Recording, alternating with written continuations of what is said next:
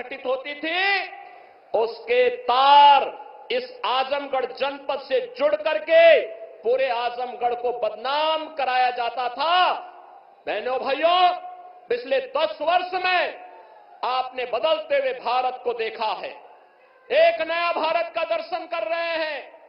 दुनिया के सीमाएं सुरक्षित हुई हैं। आतंकवाद और नक्सलवाद पर प्रभावी अंकुश लगा है। और यही नहीं, अब आजमगढ़ में आदरणीय प्रधानमंत्री जी ने महाराज सुहेलदेव के नाम पर एक विश्वविद्यालय दे दिया है। आजमगढ़ को पूर्वांचल एक्सप्रेसवे दे दिया है। और अभी 2 महीने पहले ही प्रधानमंत्री जी आजमगढ़ आए थे। आजमगढ़ वासियों को एयरपोर्ट की सौगात भी दे गए हैं।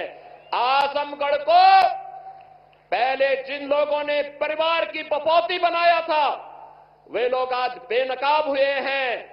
आज आजमगढ़ चाहे वाराणसी से हो, चाहे गोरखपुर से हो, चाहे अयोध्या से हो, चाहे प्रयागराज से हो, 4 लेन की बेहतरीन कनेक्टिविटी के साथ जुड़ करके नए भारत के नए उत्तर प्रदेश का नया आजमगढ़ बन चुका है। और इसलिए बहनों और भाइयों, अब आपको देश और दुनिया में जाने में संकट नहीं होता है। पहले होटल की बात तो दूर, धर्मशाला में भी रूम नहीं मिलता था। आजमगढ़ के नाम पे लोग चौंकते थे।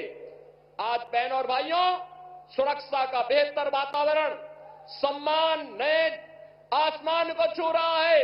ओडीओपी के माध्यम से आदरणीय प्रधानमंत्री जी के मार्गदर्शन में जो नई पहचान मिली है, इस पहचान को तो आगे बढ़ाने का काम हुआ ही है।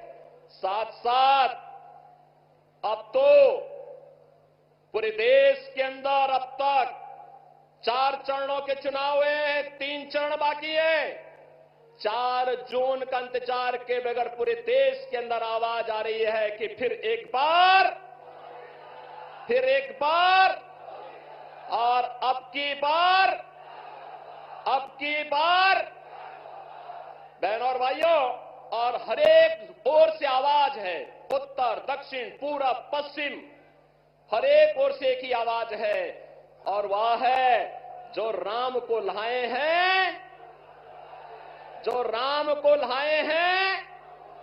500 वर्षों का इंतजार प्रधानमंत्री जी ने समाप्त करके अयोध्या में रामलला को विराजमान कर दिया है।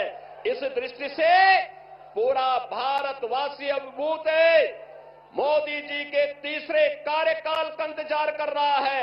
और इस दृष्टि से एक बार जब यहां पर प्रधानमंत्री जी का आगमन हुआ है, बहनों और भाइयों, आजमगढ़ में आपने उपचुनाव में दिनेश लाल यादव निरुआ को चुनाव जिता करके भेजा था। और आज तो लालगंज में श्रीमती संगीता आजाद भी और श्रीमती नीलम सोनकर भी मिलकर के भारतीय जनता पार्टी के कमल को खिलाने के लिए आप सबके सहयोग से आगे बढ़ चुकी हैं। और इन सबको आशीर्वाद देने के लिए और जनता जनार्दन का आशीर्वाद लेने के लिए आदरणीय प्रधानमंत्री जी का आगमन हमारे बीच में हुआ है।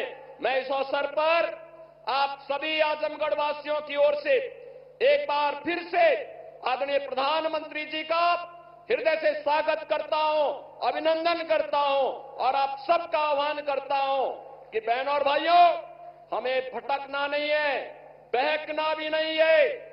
जिन्होंने हमारे लिए किया है, जिन्होंने हमें पहचान दी है, जिन्होंने हमें सुरक्षा दी है, निसंकोच और बेझिझक हमें कमल खिलाने के इस अभियान के साथ जुड़ना है। इस संकल्प के साथ मैं अपनी वाणी को देता हूं विराम। जय जय श्री राम।